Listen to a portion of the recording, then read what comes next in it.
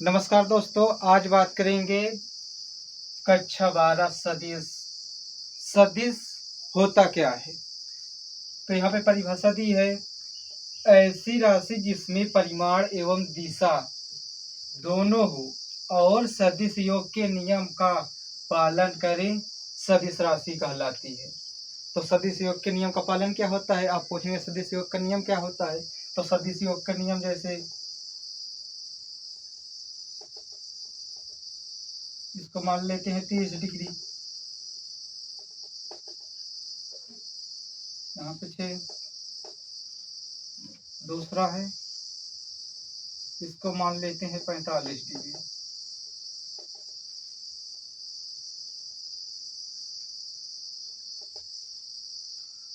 अगर आप इसको हल करेंगे दोनों को तो आंसर अलग आएगा।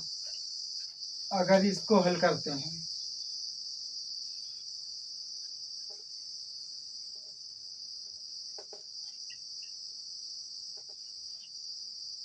तो यहाँ पे 5, 6, 7, यहाँ पे 7 आएगा। इसको मान लेते हैं 30 डिग्री है। अगर इसको आप 60 डिग्री भी कर देते हैं तो भी ये कितना आएगा? 7 ही आंसर आएगा। इसलिए सदिश योग के नियम का पालन करेगा तभी सदिश राशि होगी। ये सदिश योग के नियम का पालन नहीं कर रहा है, इसलिए ये इसका आंसर अलग अलग ही आएगा। नमस्कार दोस्तों, आगे बात करते हैं। सदिश राशि जैसे ये कोई वेक्टर है, ए वेक्टर, ये बिंदु बी है, ये बिंदु ए है, इनके बीच की दूरी एक्स है। इसको प्रारंभिक बिंदु बोलते हैं। प्रारंभिक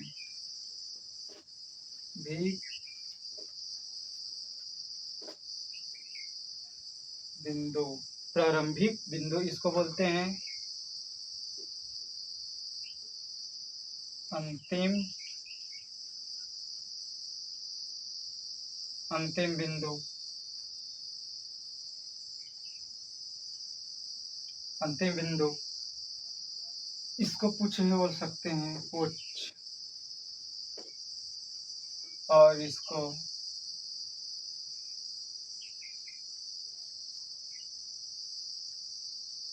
शीर्ष, पुच्छ शीर्ष।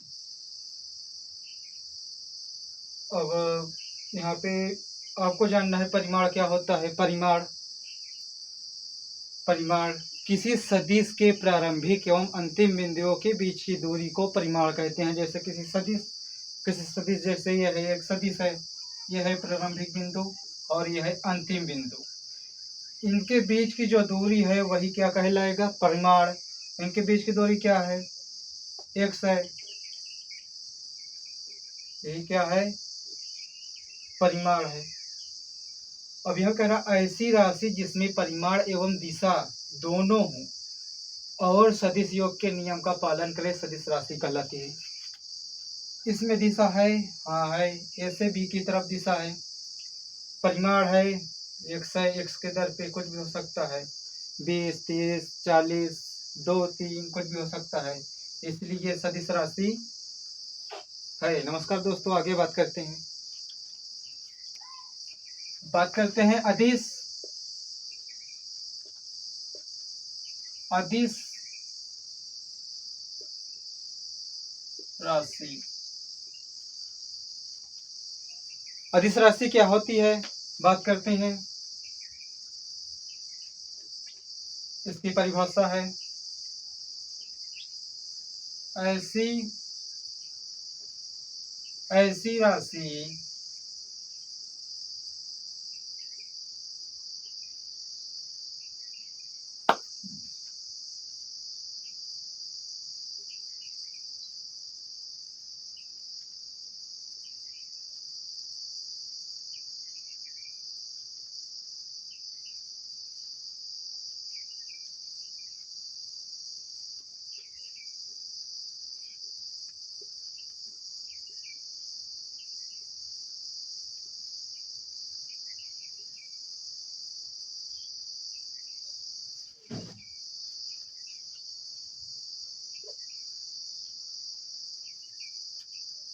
और यहाँ परिभाषा क्या लिखा है, ऐसी राशि जिसमें सिर्फ परिमाण की आवश्यकता होती है, दिशा की नहीं।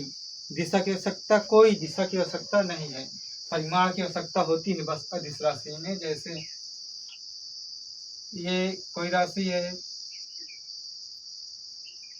ये प्रारंभिक बिंदु ए है, अंतिम बिंदु बी है। इसको अगर हम ए वेक्टर मान लेते हैं तो प्रारंभिक बिंदु मानने से कोई मतलब नहीं, मानो चाहे ना मानो। ये ए वेक्टर इसकी दिशा इस साइड है, बी की तरफ।